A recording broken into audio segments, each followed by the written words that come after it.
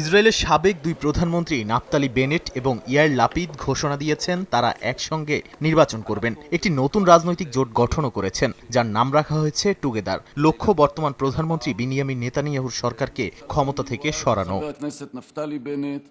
এই জোটটিকে বলা হচ্ছে ইসরায়েলের বিভক্ত বিরোধী শিবিরকে এক করার চেষ্টা। বেনেট ও লাপিদ উভয়ই বলেছেন রাজনৈতিক বিভাজন দূর করে একটি ঐক্যবদ্ধ শক্তি গড়ে তোলা এবং আসন্ন নির্বাচনে জয় নিশ্চিত করাই তাদের লক্ষ্য। আগামী 2026 সালের 27 অক্টোবর নির্বাচন অনুষ্ঠিত হওয়ার কথা রয়েছে। বেনেট জানিয়েছেন নির্বাচিত হলে তিনি 7 অক্টোবর 2023 সালের হামলার আগে নিরাপত্তা ব্যর্থতা তদন্তে একটি জাতীয় কমিশন গঠন করবেন। লাপিদ ও নেতানিয়াহুর যুদ্ধ ও সংকট ব্যবস্থাপনা নিয়ে কড়া সমালোচনা করে বলেছেন বর্তমান নেতৃত্ব দেশের জন্য অস্থিতিশীলতা তৈরি করছে।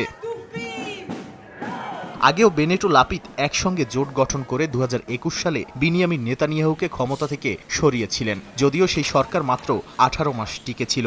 সাম্প্রতিক জরিপে দেখা গেছে বেনেট এখনও শক্ত প্রতিদ্বন্দ্বী হিসেবে এগিয়ে আছেন, আর লাপিদের দল তুলনামূলকভাবে পিছিয়ে থাকলেও নতুন জোট পরিস্থিতি বদলে দিতে পারে বলে ধারণা করা হচ্ছে। নাদিম মারজান, সময় সংবাদ।